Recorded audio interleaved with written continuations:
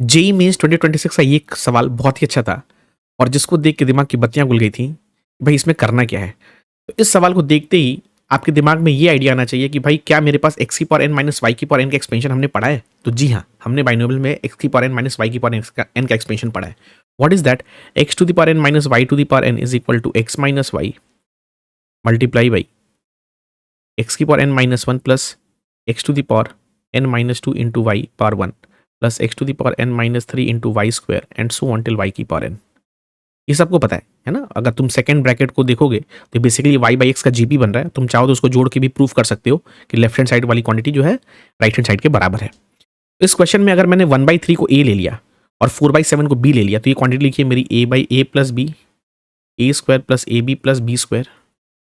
ये वाली क्वांटिटी लिखिए a cube plus a square b plus A b square plus b cube and so on. Right है ना? बीच में प्लस साइन है, ये लिखा हुआ ध्यान से।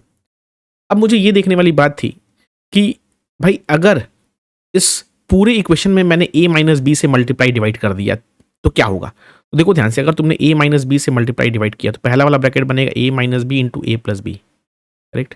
तुम देख सकते हो यहाँ पे अगर तुमने n की जगह 2 रखा तो ये बनेगा x minus Y into X plus Y which is nothing but this one.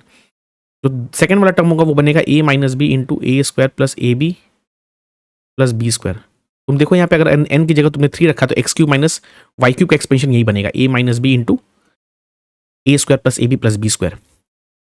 तो थर्ड वाला टर्म बनेगा अगर तुमने a माइनस बी से उसको मल्टीप्लाई किया तो बनेगा a cube plus a square b plus A b square plus b cube. Right? And so on. तो भाई अगर तुम देखो ध्यान से, अगर तुमने n की जगह 2 रखा तो ये क्वांटिटी तुम्हारी बनेगी ए स्क्वायर माइनस बी स्क्वायर, ऊपर में n की जगह 2 रखने पे। और ये क्वांटिटी बेसिकली ए क्यूब माइनस बी क्यूब है। ये तो दोनों हमें तो रिलेशन पता है बट ये वाला थोड़ा सा प्रॉब्लमेटिक था, तो तुम्हें यहाँ देखना था अगर n की जगह तुमने 4 रखा तो बेसिकली यही बनेगा। राइट? ये बेसिकली बनेगा तुम्हारा a की पावर 4 माइनस बी की power 4 which is nothing but simple GP. यहाँ पे तुम्हें कुछ भी नहीं करना था, तुमने ए स्क्वायर वाले सारे टर्म को इकट्ठे करने थे और ए स्क्वायर के सारे टर्म अगर इकट्ठा करोगे तो ये बनेगा a square plus a cube and so on, एक इन्फिनाइट जीपी बनेगा। माइनस बी स्क्वायर वाला टर्म इकट्ठा करो, b square b cube and so on, ये भी एक इन्फिनाइट जीपी बनेगा। And this quantity will be 1 upon a minus b और ये बनेगा a square upon 1 minus a and you this quantity nothing but b square upon 1 minus b, जिसने भी infinite GP पढ़ रखा है। बस इसमें ए की जगह तुम्हें डालना है 1/3 और बी की जगह तुम्हें डालना है 4/7 और जैसे ही डाल के तुम ये कैलकुलेशन करोगे तो ये सब तुम्हें 5/2 मिल जाएगा which is nothing but option C.